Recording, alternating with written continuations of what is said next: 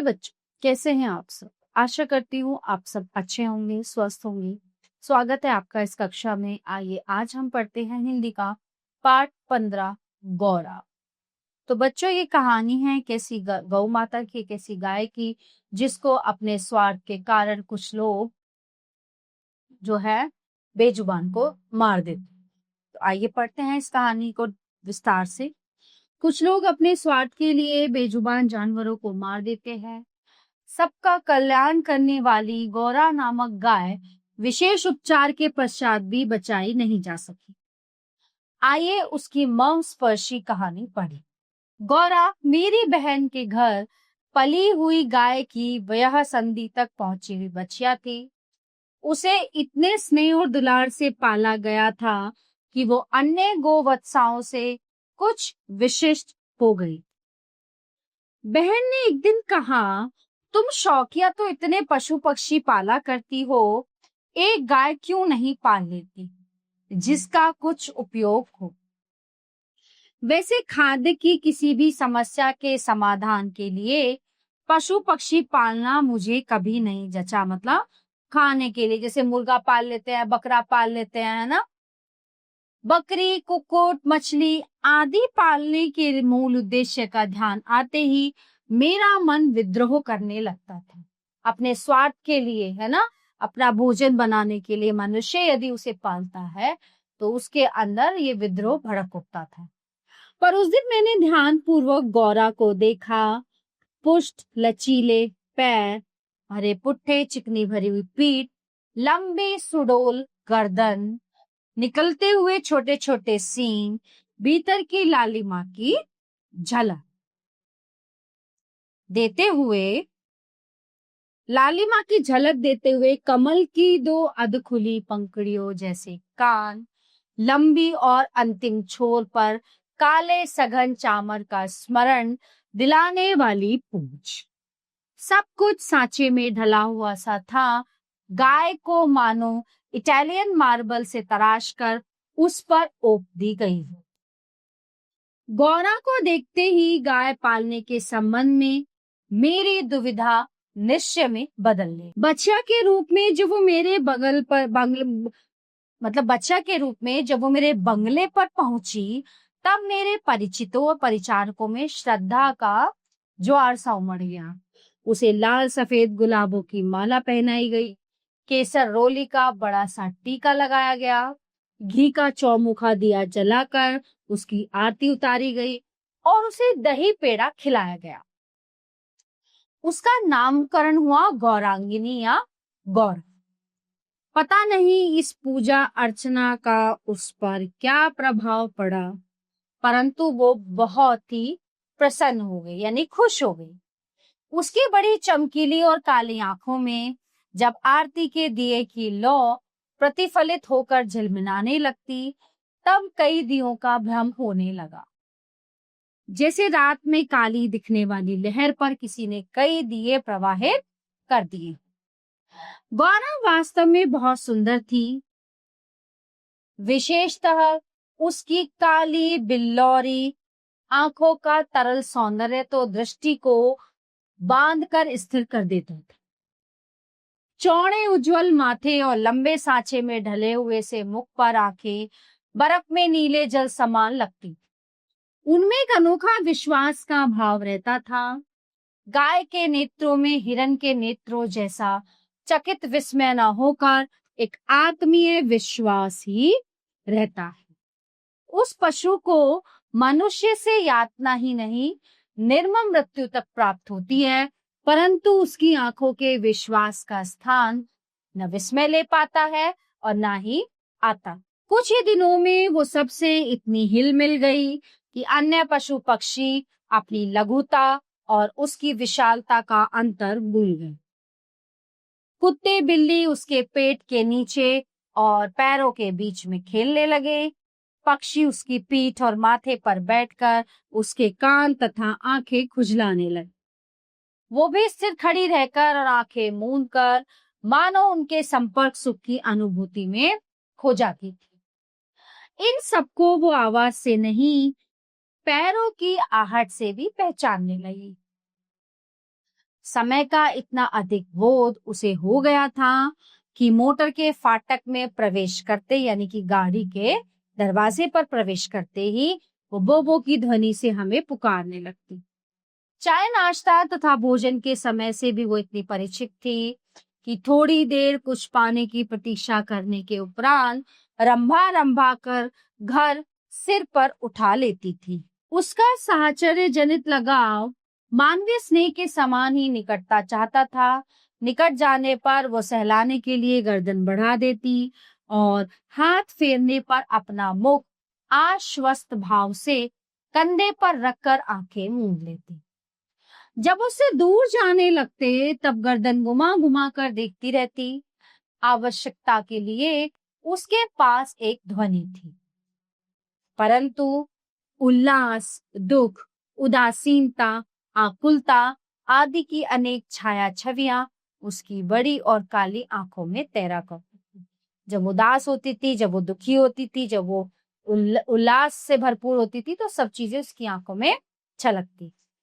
1 वर्ष के बाद गौरा एक सुंदर बछड़े की माता बनी। वत्स अपने लाल रंग के कारण गेरू का पुतला जैसा जान पड़ता था। उसके माथे पर पान के आकार का श्वेत तिलक और चारों पैरों में खुरों के ऊपर सफेद वलय ऐसे लगते थे मानो गेरू की बनी वत्स मूर्ति को चांदी के आभूषणों से अलंकृत कर दिया गया। बछड़े का नाम रखा गया लालमणि। अब हमारे घर में मानो दुग्ध महोत्सव आरंभ हुआ। गौरा प्रातः और साय 12 सेर के लगभग दूध देती थी, अतः लालमणि के लिए कई सेर छोड़ देने पर भी इतना अधिक शेष रहता था कि आसपास के बाल गोपाल से लेकर कुत्ते बिल्ली तक सब पर मानो दूधो नहाओ का आशीर्वाद फलित होने लगा। कुत्ते बिल्लियों ने तो एक अद्भुत दृश्य उपस्थित कर दिया था। दुग्ध दोहन के समय से सब गौरा के सामने एक पंक्ति में बैठ जाते और महादेव उनके खाने के लिए निश्चित बर्तन रख दे।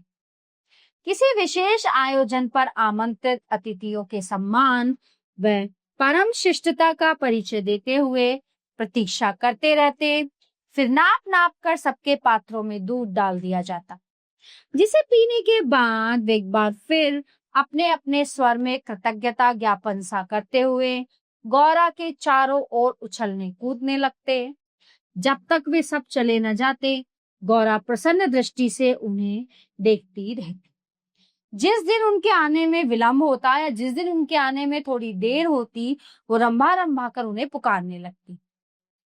पर अब दुग्ध दोहन की समस्या को स्थायी समाधान चाहती थी, यानी कि दूध निकालने की जो समस्या थी। नौकरों में नागरिक तो दूना जानते ही नहीं थे और जो गांव से आए थे वे अभ्यास न होने के कारण ये कार्य इतना भूल चुके थे कि घंटों लगा देते थे। गौरा के पूर्व जो ग्वाला हमारे यहाँ दूध देता था, जब उसने इस कार्य के लिए अपनी नियुक्ति के विषय में आग्रह किया, तब हमने अपनी समस्या का समाधान पा लिया। 2-3 मास के उपरांत गौरा ने दाना चारा खाना बहुत कम कर दिया और दिनों दिन दुर्बल और शिथिल रहने लगी। चिंतित होकर मैंने पशु चिकित्सकों को बुलाकर दिखाया।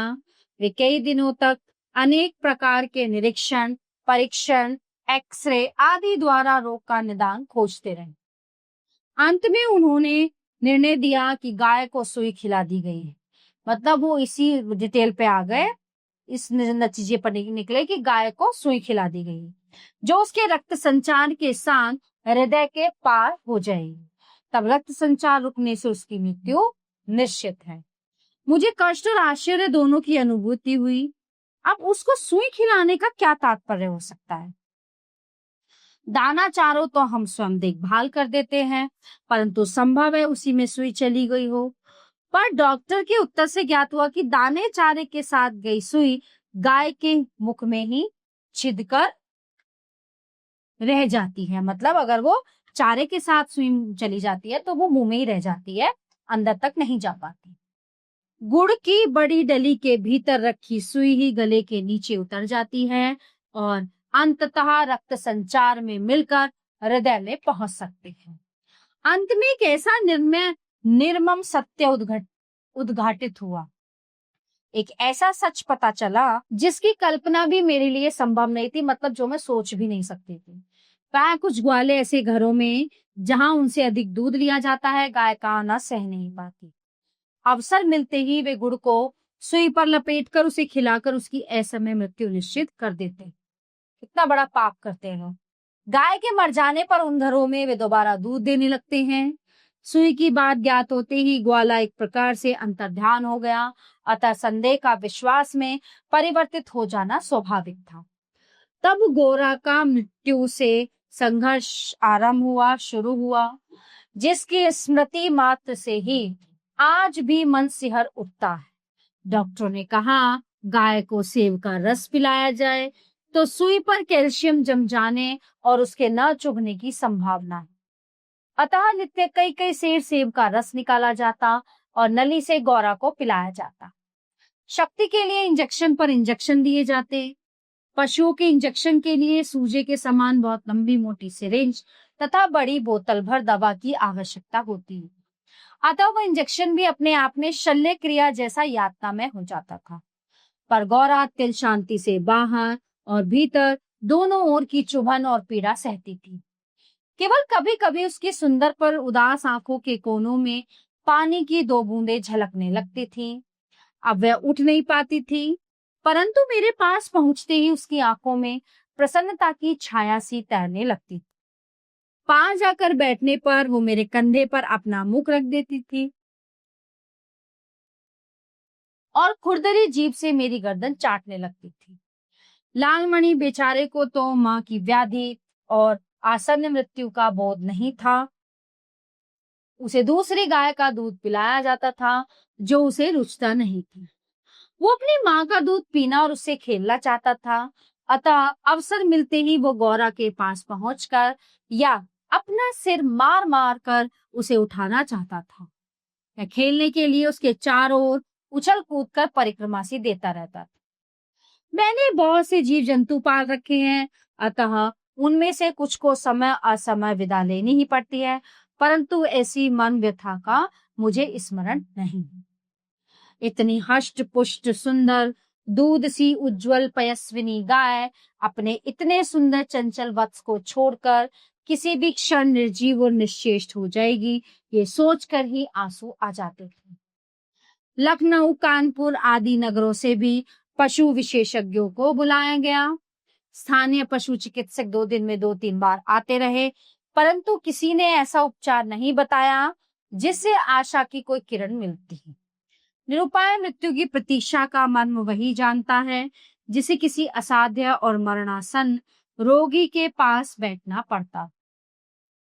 जब गौरा की सुंदर चमकीली आंखें निष्प्रभ हो चली और सेब का रस भी कंठ में रुकने लगा, तब मैंने अंत का अनुमान लगा लिया।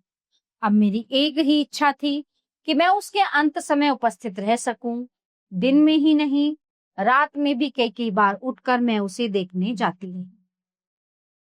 अंत में एक दिन ब्रह्म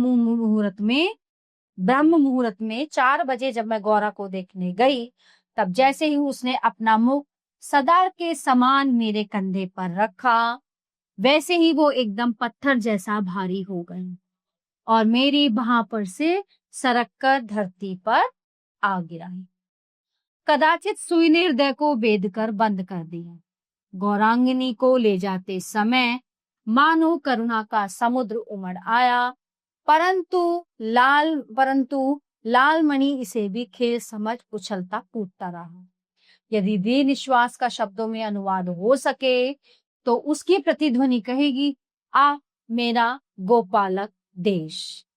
गोपालक देश जिसमें गाय की भी इस तरह से निर्मम हत्या की जा सकती। तो प्यारे बच्चों, ये पाठ यहीं पे समाप्त होता है। आशा करती हूँ आपको अच्छे से समझ आया होगा। मिलते हैं अगली कक्षा में। धन्यवाद।